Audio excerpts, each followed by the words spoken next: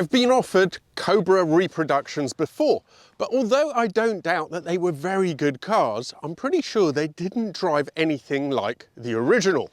The beauty about this recreation is that the chap who originally did it went to such extreme lengths to make sure it was accurate that I'm sure I'll be able to tell you exactly how a Mark II Cobra feels. We're going to take a look at two parts of this project, probably the most important and the least important, just to show the obsessive nature of what went into this car. The Kirkham chassis is probably the best that you can buy for one of these cars. So good, in fact, that as standard, they have reinforced it, strengthened it. Such is the level of detail on this that the main chassis rails have been brought back down to 3-inch diameter. Now really that is a retrograde step, but to make sure it's faithful, that's what's been done. Another thing is that originally for the suspension mounts it would have used rose joints, so the pickups have been changed and altered so that it uses rubber bushers like the original. Now you may think that a glove box is not really an essential part of a car like this. But this has been made to the exact drawings of the original AC design. It uses the original lock, it's 1/4 inch birch ply with cotton wadding and then the leather covering, and the hinge itself has been commissioned by the original manufacturer. All the fasteners on the dash are of the correct type and in exactly the right locations. All the instruments are correct as well, bar that water temperature one, because Howard, the owner, had a couple of issues and has temporarily used this one. The leather, it is the correct type, rough leather grain, rather than Connolly, as some people might think. And that's because originally AC fell out with the suppliers, so this was the right type that was used. I could go on all day about what's been done to make it faithful, but I'm more interested in taking it out and seeing how it drives.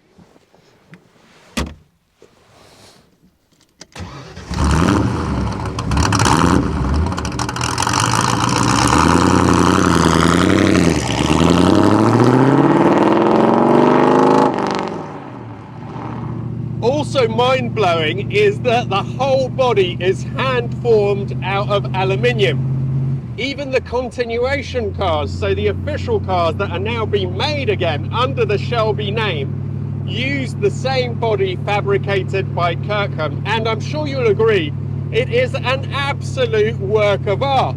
Bizarrely, the continuation cars also come with glass fibre bodies. So it's really odd because you can buy a continuation which has a real chassis number, and then you could buy it with a fiberglass body. These ones with the aluminium body, they are beautiful things. You can get them unpainted if you want, brushed aluminium. I prefer it like this.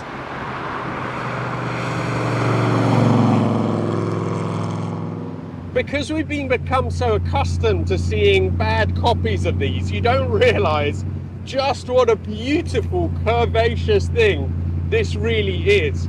Now the first cars that came out, 1962, I think the Mark I, they only made 75 of those.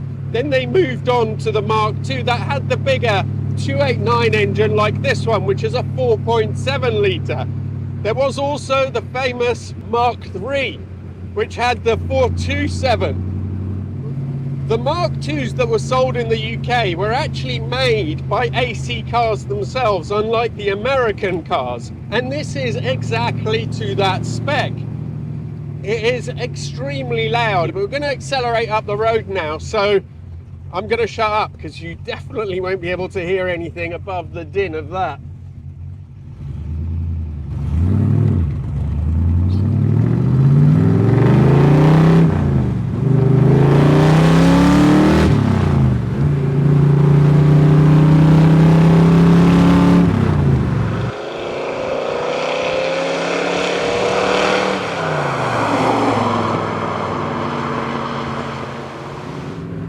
That engine is just so loud, it's so overwhelming. There's plenty of power there, but it is really it feels like it's all torque, but pushing a car that weighs so little, about 1,000 kilograms I think these are, it's immediately responsive.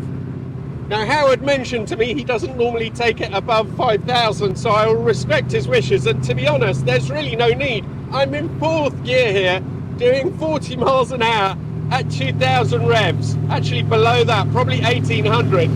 And the moment that you touch that throttle, it responds immediately, and I think that's the benefit of having such a big engine in such a light car.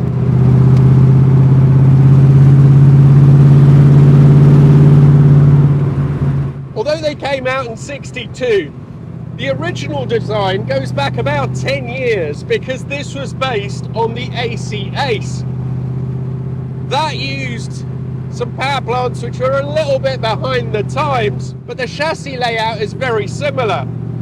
One of the main differences is this has rack and pinion steering instead of the Ace's original system, but still it has independent suspension all round, but it's by transverse leaf spring, which is quite an antiquated system. Quite odd to think you'd have full independent rear suspension, but still with a leaf spring that also acts as the top suspension mount.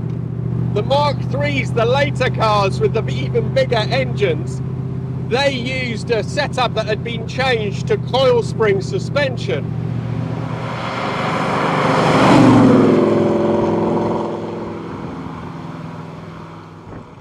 Now the 427, which came out in '65, the Mark III, has the distinction of, at that point, I think 485 horsepower those put out, has the distinction of having held the fastest accelerating car record for 20 years. So it was only in 1985 when Porsche brought out the 959 that production car record was smashed. This really is an absolutely beautiful recreation. It just feels right. Having looked around it, I knew from the spec sheet just how far they had gone to make it into a faithful representation of what these cars really were.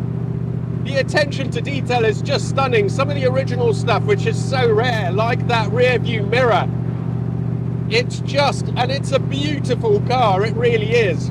This actually has on the bonnet an original Cobra badge, which has not been repainted or restored, just to keep that originality, so it's slightly patterned and slightly faded.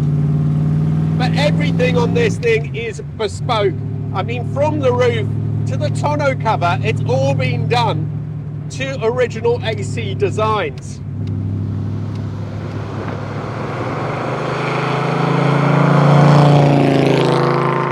Like the original, it is quite compromised, even driven quite slow. I don't have enough room. Somebody my size, 6'1", struggles with this interior.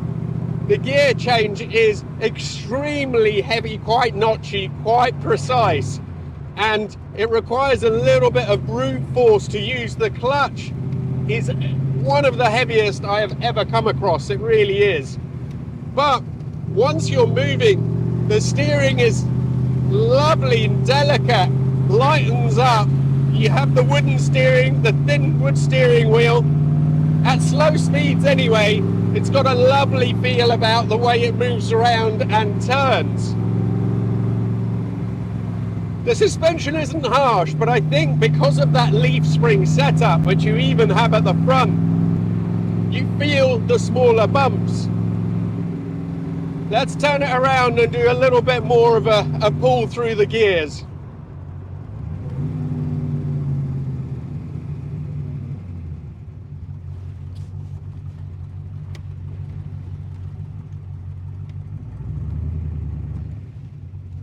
Let's go.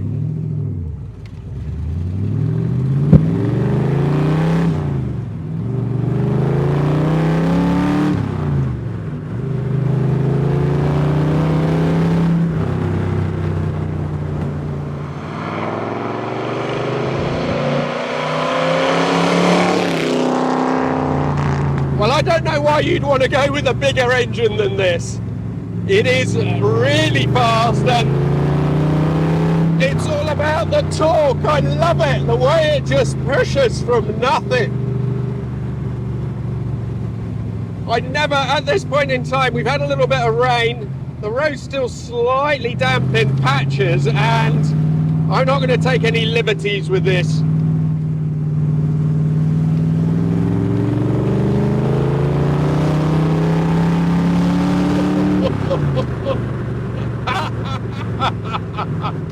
Oh wow! My own Pantera has the bigger engine version of this same engine. I'm so looking forward to getting that going because it is amazing. 271 horsepower this engine would have had at the time, and this is so faithful that I'm sure that it's putting out the same sort of power. If you look in the engine bay, everything looks correct. I am not a Cobra expert, and I'm sure maybe some of you will point out something that is or isn't right, but to me, it looks like it's all absolutely spot on. All the electrics look original. It's just a little Fulvia Zagato that just went past, a red one there. Very nice.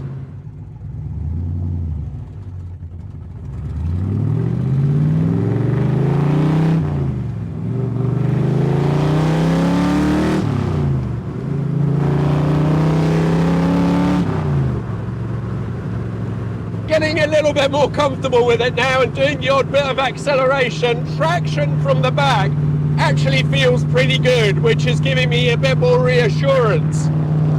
But overall, you can feel that it's an old design, this car. So the way it moves around on the road, the steering feels nice, but there's a bit of vagueness off center. It's not something that I think I'd trust myself to try and take anything close to the limit. But I'm not exactly just pottering around now, and it's behaving really pretty well.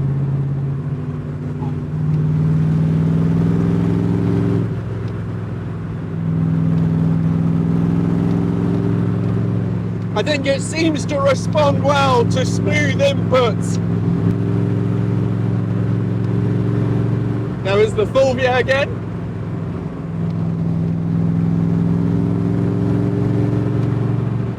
Not much lean there. Let's see how it feels again through the tighter little bends.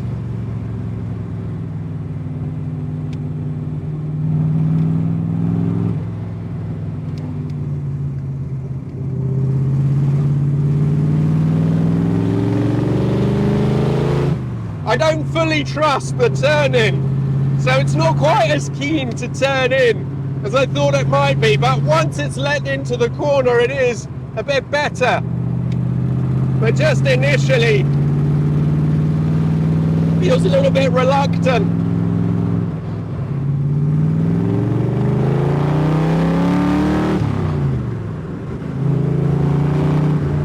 That power delivery is so addictive. I think I'm being chased by the Fulvia.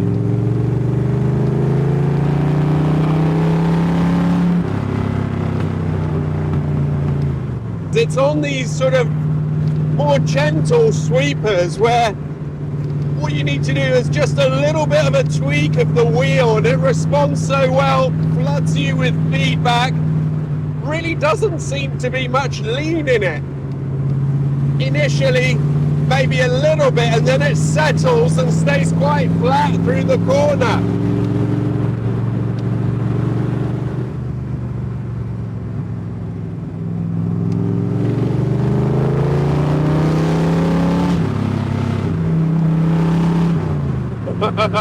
I was saying the back has traction. I don't think that was loss of traction. I think just going over the centre line, it pulled slightly to the side. Well, I can say that driven at the right speeds, this really is an absolute delight. What makes it a lot easier, obviously, is that the lightweight and the massive torque of the engine, you don't have to worry about using that slow, heavy gear change or the heavy clutch too much. Just keep it in top gear, thread it through those bends gently, and it's a brilliant experience. You know, generally, as a nation or as a culture, Europeans and Brits, we've always kind of looked down upon these American V8s because they don't put enough power out and so on, but I don't know how you can. This is such an amazing thing. It's different, of course, from a high-revving European engine, but it has an appeal which is totally of its own, and it's just as good in a different way. Thank you so much to Howard for bringing this down. Thanks to all of you for watching, and I really look forward to seeing you for the next video.